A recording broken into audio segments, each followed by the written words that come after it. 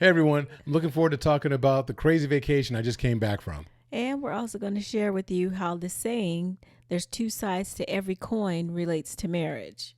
All right, here we go. Here we go.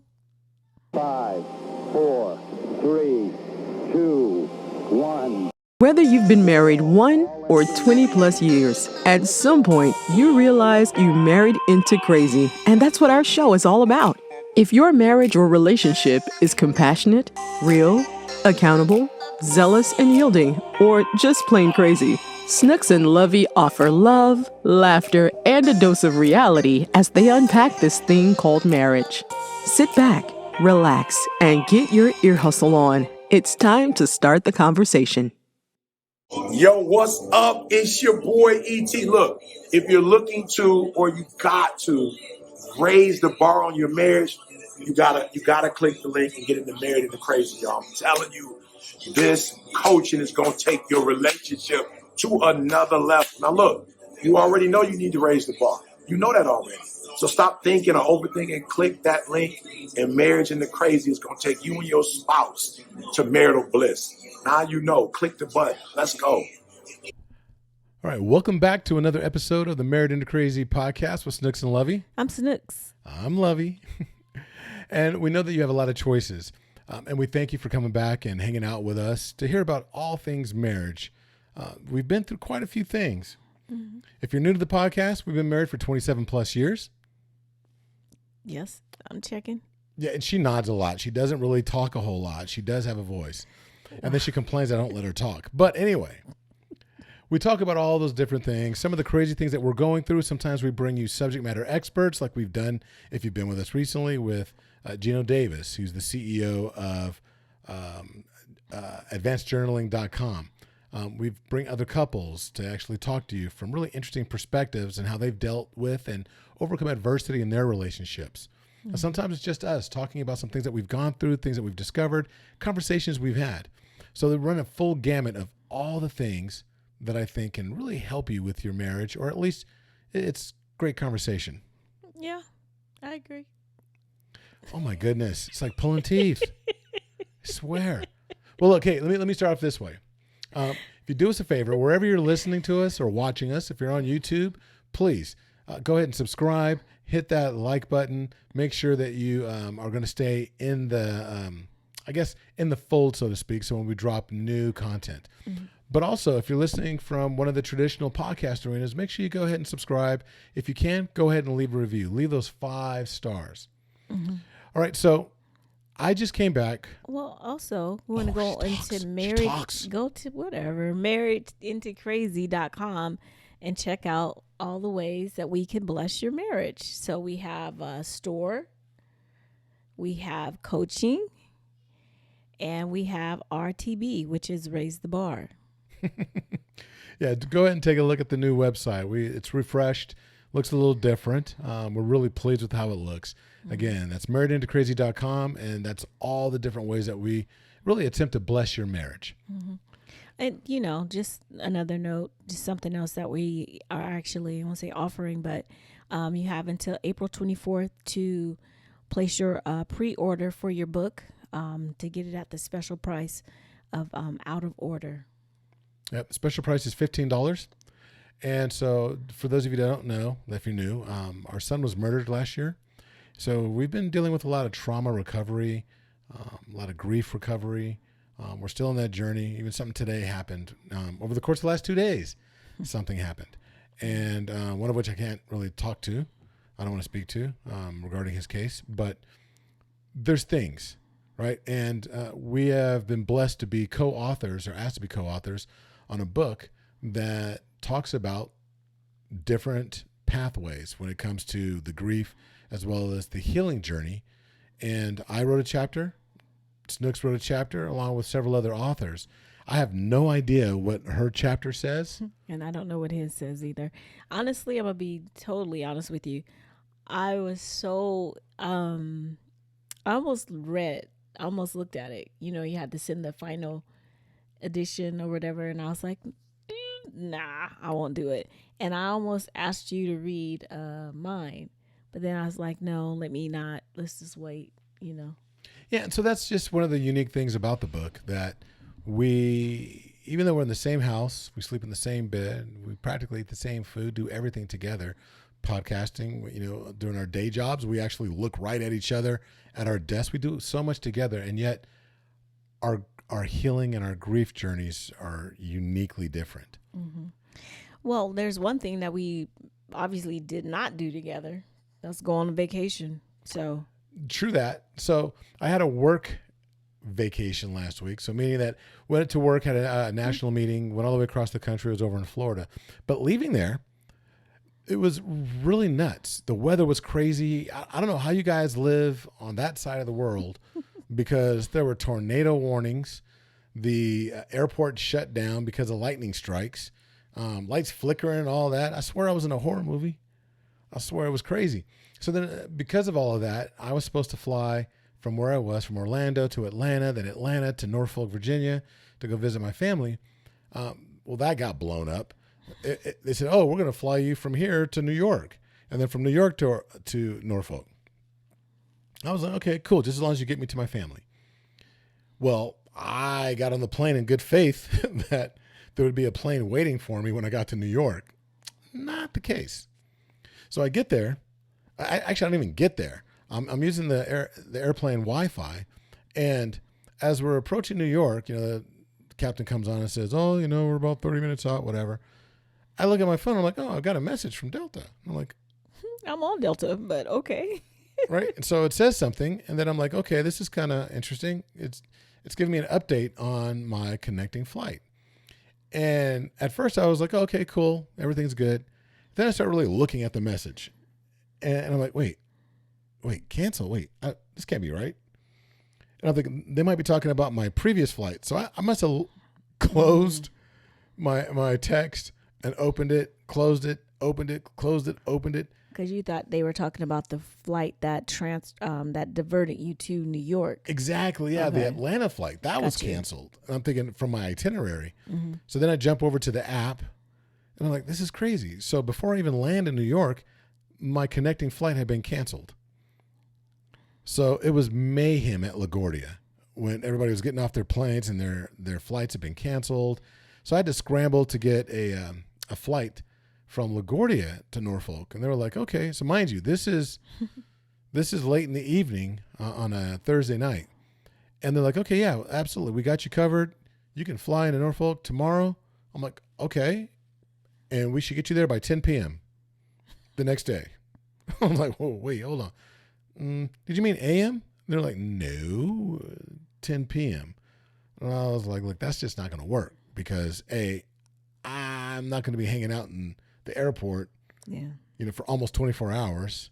You guys aren't giving any vouchers of any sort, no transportation vouchers, no hotel vouchers. So then I was like, can you just get me to a hotel? Oh, we can't do that. So then finally, this this one attendant went to her supervisor and was like, hey, is there anything we can do here? Long story short, they were able to get me from LaGuardia to a completely different city that was relatively close to Norfolk, and my family had to drive 2 hours to pick me up. I tell you all that because the best laid plans that you have, no matter how good they are, it's just, they can go by the wayside, and you have to be willing to pivot and do something different. Now, I'm not saying you need to pivot in your marriage and marry somebody different, but I will say that you need to be prepared to kind of roll with the punches and take it as it comes. And the other part of that is everybody posts pictures when it comes to their vacations. Because I posted some pictures and it looks all amazing. And it was, the hugs, the love, the generosity, the hospitality, the reunions, the meeting new relatives that you didn't know about before, due to marriages or, storylines that develop that you find out. Mm-hmm. And that's one side of the coin. And they say there's two sides to every coin. That's one side of the coin. Looking at the pictures and the smiles and the laughter and the food and the Instagram posts, the social media, Facebook, all that stuff's out there. But nobody really wants to talk about the other side of the coin. It's like, when you flip it, it's heads, all the wonderful things we want to show the world. Tails, on the other hand, all the stuff, the journey, the things you had to go through to get there, the listening to people rant, rave, yell, berate these poor Delta people. And it wasn't just Delta. It was United Airlines and others because I saw massive lines. I saw a guy yell at an attendant because he demanded to be on the next plane. Like it was their fault. Like Delta controls the weather. And it was just amazing to me because I think at one point in my life, I was that individual. But to sit back and watch that. But anyway, I digress. But that's the other side, right? The horrible food in the airport, the sitting, waiting, diversions. You think you're going to go through Atlanta to get to your spot, but they tell you, oh, no, we're going to fly you. As a matter of fact, we're going to fly you over your destination. Right. And you have to get a hotel. I had to scramble to find a hotel on my own, for the night to sleep in, basically for about 6 hours, so I could turn right back around and jump on an airplane. We don't talk about tails. And I think there's a lot of stuff that can relate to marriage there. Well, when you think about it, just listening to you talk about it now, and even when you were going through it, you were giving me the updates, and when you talk about tails and the things you have to do to get to, this was part of the thing that you had to do to get to your destination, your final destination for that leg of the trip, right? Mm-hmm. And so a lot of people, they don't want to do that. They don't want to wait. They're not patient. They get upset. It's just like, no, this is how I planned it. This is how I want it. And I don't want any deviation from said plan. So when it doesn't work out the way that they planned it, a lot of people might just be like, well, screw it. I don't even want to do any of that. It's like, what is that? Talk about delayed gratification, kind of like that, Okay. We want to put it in the microwave, but because we want it right now, even though if we put it in the oven, it might cook better and it might taste better, but I don't want to wait. I want it right now. I want it, and if I have to wait, then screw it. I'm not going to eat that. I'll just find something else that's going to be just as quick, just as, you know what I'm saying? And it'll fill your belly maybe, but it won't be as satisfying as it would have been had you waited. So, I mean, I feel like that ties into marriage because we just want it right, and we're very rigid in some of the things or some of the ways that we react to having to put work in. And sometimes work is not work. Work is waiting. Ooh. Waiting work or whatever. You know what I'm saying? Okay, you don't always have to be doing something. And I feel like a lot of times when we're doing more things, that's distraction sometimes. It could be. But the work in waiting, if I have to wait, I have to just stay here. I got to wait. I'm going to lose my mind. I mean, I might, you know what I'm saying? So there's that part of it too. So we have to make some decisions on what we're willing to work for, what we're willing to wait for, but also realizing or recognizing that, like you just said, there's two sides. There's the heads and there's the tails. You can't have one without the other if you want the coin. It's funny you say that because I was just thinking the exact same thing. Like everybody wants the heads, right? But it's all the same currency. Mm. You can't spend just the coins, right? You can't just spend. I only want this side. I just want this side. I only want heads. Yep. I never want the tails. You would lose 50% if you could. Let's just say, metaphorically speaking, you could only spend one side of it. The value of that coin depreciates by half. Was it by 50%? Yeah. By 50%. So what you're doing is you're cheapening the experience. Because how do you recognize the good without the bad? How do you know you had a great vacation until, you had to struggle? So you had a horrible one. So you either A, had a horrible one, or it's like, oh, we're finally here. This is so amazing. Like when we went to Turks and Caicos a few years back, or even Barbados. I mean, last year we went to oh, Turks and my Caicos. God, that was last year. It was. Yeah. Feels like a lifetime ago. Well, because everything that happened after. Probably. Traveling there with Isaiah. Ooh.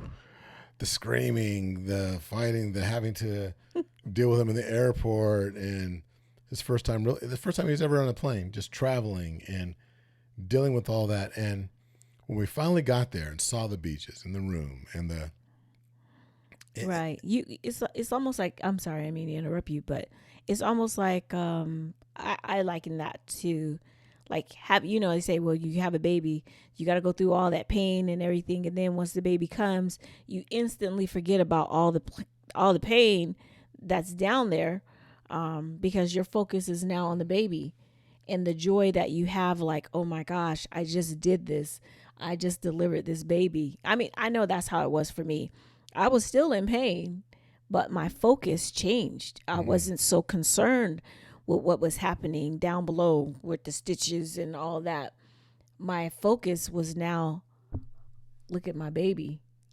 I gave birth, and that's what I did. I did that thing. That's a phenomenal analogy. First off, let me sidebar. This is to all the women out there. I did do that thing. Why do all you women, I won't say all. Because we did that thing? Okay, go ahead. I'm sorry. Why do women go like, oh my God, I hate you. You did this to me. Oh my gosh. And I then never you bite told your you husband during labor. Like, you just bear down and you just bite. And then it's like, oh my God, I want another baby. I want to do this all over again. I just want to. You're gonna cry about this? I'm just saying. Check this out, y'all. Our baby will be 21 in May, and he's still crying. You're still crying? You're admitting that you bit me. You're still crying. You're admitting that you bit me. But you're still crying. I admit it. I bit you. I didn't bite you because I was mad at you. I never said, oh, I hate you. You did this to me, whatever. I was going through. I think there were a couple of you did this to me. No, I did not ever say that. I was going through a contraction.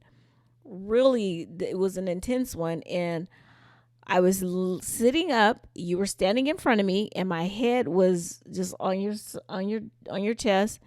And I was just going back and forth, and I just had to and I accidentally bit him. Accidentally? I just accidentally bit him. I did. I accidentally bit you. He was just standing there, and I leaned you over literally purposefully. were standing there. I was already leaning on you, and I accidentally bit him. 21 years later. Almost 21 years I got later. a scar, like right here. It is not right there. There's a scar. It's not a scar. Anyway. Sidebar over. No, but I think you make a very valid point. That, and I love that illustration, because when you're talking about the two sides to every coin, it's like the currency of love, the currency of satisfaction, the currency of fulfillment, right? That currency that is so valuable, that appreciates in value, only becomes that because of both sides of the coin. You can't have one without the other. The moment you remove the journey, the struggle, the challenge, you devalue and destabilize the currency, that value that it has. And we have to be mindful of that. So that way, when we talk about, there's two sides to every coin, willingly accept both sides, not just the pretty shiny side, but the dull, scraped up side as well. Well, and then too, I feel like, and sometimes the other side, it depends on who you are. Sometimes the other side is not as messed up as, we may put it out there. Like, how do I say this?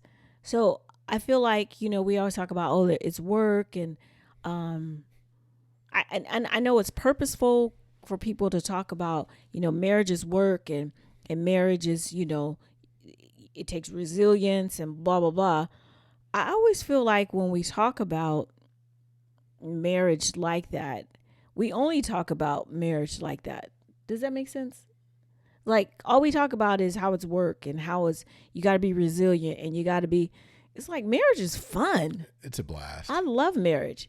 Even when your husband goes on vacation and leaves you and your birthday comes and he's not here for your birthday, or so I'm just saying marriage is still fun when you just got to be willing to, and that might be a tales for somebody.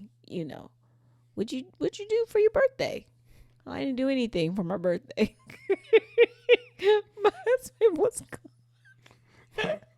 husband was out drinking with all of his workmates and having fun at Epcot Center.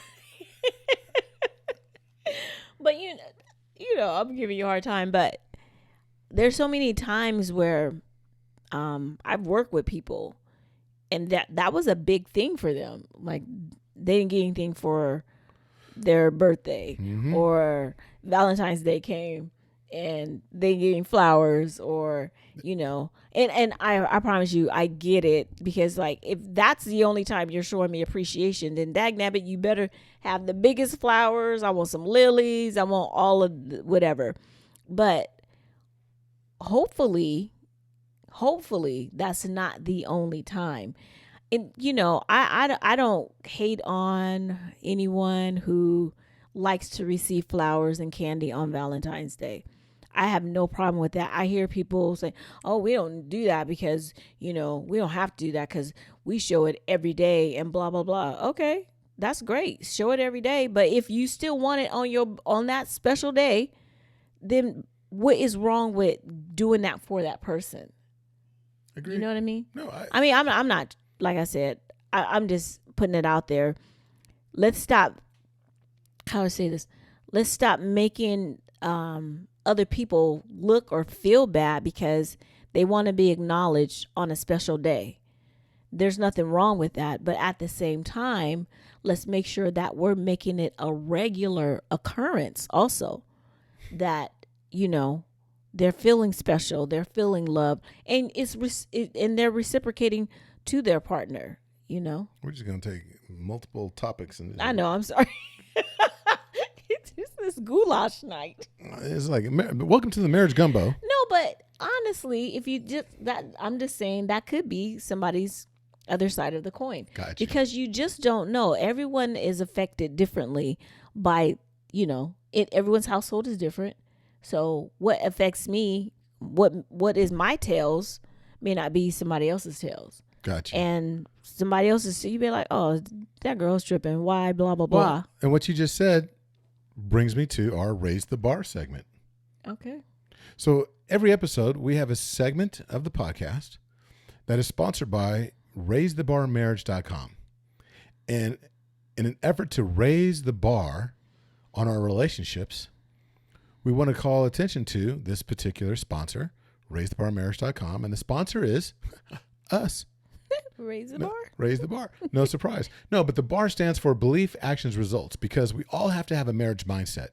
We have to get to the point where even before we get married, before we say I do, we're developing a mindset towards marriage. The only way a mindset is truly developed that's going to be a positive one is by working on your belief structure, working on your belief system.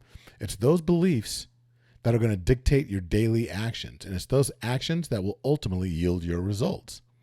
So this segment, once again, is brought to you by Raise the Bar. Seeing as how you're talking about tails. Okay. Is it something bad? No, I'm going to say that this section is, and here's the thing. This segment, we want to always give an actionable item that you can implement before the podcast ends. Something that you can do that will add value to your relationship. And this time, you can flirt with each other playfully. Hey. Wait. You want to, keep the spark alive with some playful banter, some compliments, and some physical affection. Wait, what's up? What's up? What does that have to do with tails? Talking about your tail. Because sometimes I'll walk by and I just smack that tail. Pop. I smack that butt, y'all, in the kitchen. It was a stretch. Lord, we could talk about the other side, heads.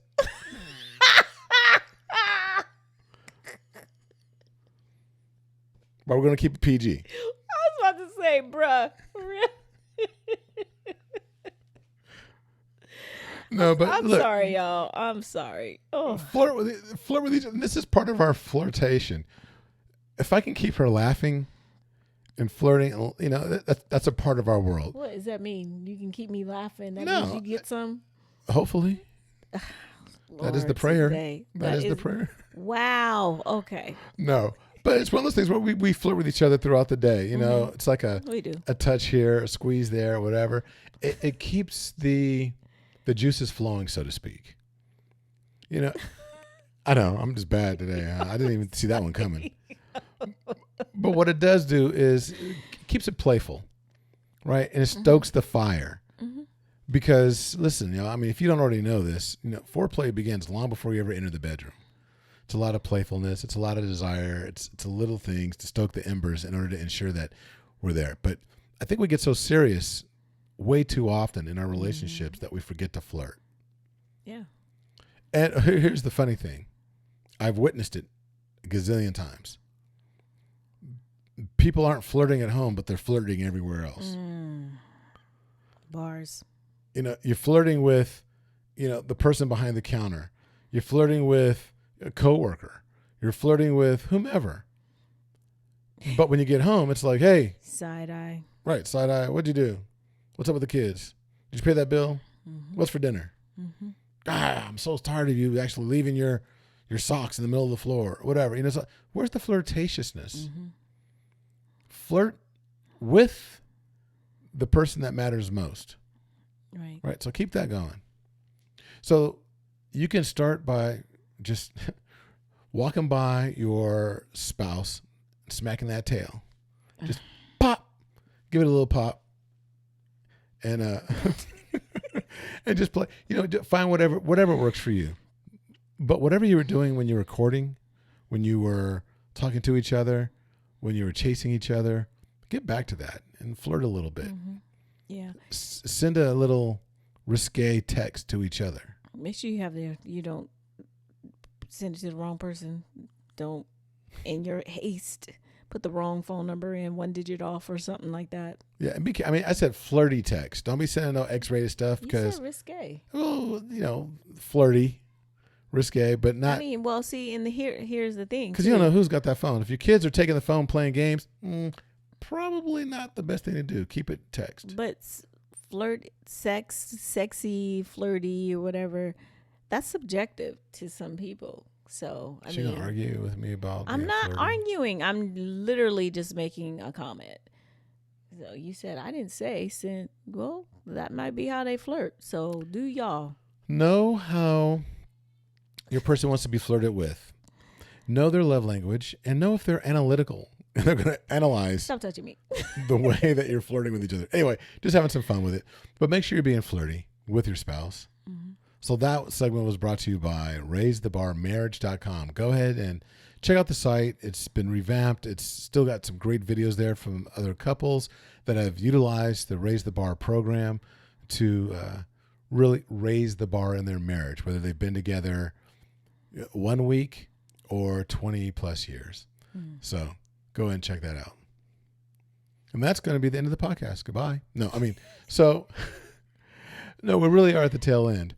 The thing that I really want people to think about as we depart is recognize that the value of whatever it is, that shiny part of the coin, that shiny thing that in your relationship, that shiny part that you want to post on Instagram or on social media. Don't devalue how you got there. Don't devalue the path, the journey, the things you went through, the trials, the tribulations, because it's those things more times than not that give the value to the other side. Like we talked about, you can't spend half a coin. It's full currency. And if you truly want to, not devalue or depreciate the value of that thing, take it all in, be joyous and count it all joy when it's all said and done for the entire coin. So and I feel like too, just to kind of piggyback on what Lovey was just saying, We say these things, and we can say these things because we've been there, and had it not been for us having our tail moments, Yeah, she was showing her tail. the whole thing. But had it not been for us having those moments of tails and deciding to still keep flipping that coin, not just saying, oh, forget this or whatever. We are who we are where we are, and we know that things can be, you can get to heads. You can, and actually, Hear that, fellas? Keep hope alive. Keep hope alive. you're not. Now you're not. Well, I was going to say, actually, don't frown on the tails, because you're going to have some tails moments where, and of course, we talk about tails, we talk about more adversity or what have you. Learn to love the adversity, because it's going to propel you higher, Yep, absolutely. So do us a favor. Share the podcast with your auntie, your cousin, your uncle, your brother, your sister. It doesn't rhyme. Tell your auntie, your cousin, your grandma, whoever is going to listen. Let them know. But listen, don't just share it with anybody. This podcast probably doesn't hold value for those individuals that are not marriage-minded, that are not working on their marriage mindset. If there's somebody that you know that has a tendency to overly focus on the challenges without recognizing that those challenges are going to actually ultimately create value on the other side of that rainbow, or somebody that's just like, I like part of my marriage, I don't like the whole marriage. Refer them to this particular episode. So hopefully they can understand that it's about, really cherishing the full currency value of what we have, this covenant, right? And you can't have one side without the other. They lend themselves to each other, and it truly creates the value in which, this is the first institution that God gave us. Mm-hmm. So there's value in that, because That's right. soon thereafter, they were toiling in the soil. That's right. Together, but it didn't devalue their marriage. It's not written anywhere that Adam was like, I can't believe this chick. He didn't badmouth her. He was like, yeah, I'm in this with you. Good, bad, or indifferent. That's a whole other story. I was about to say, because you know. Hey, until the next time. Be blessed. Bye. Bye-bye. Thank you for listening to the Married Into Crazy podcast with Snooks and Lovey. Please like, subscribe to, and review the show wherever you access it, and tell a friend about us. Visit marriedintocrazy.com and see how Snooks and Lovey can bless your marriage directly.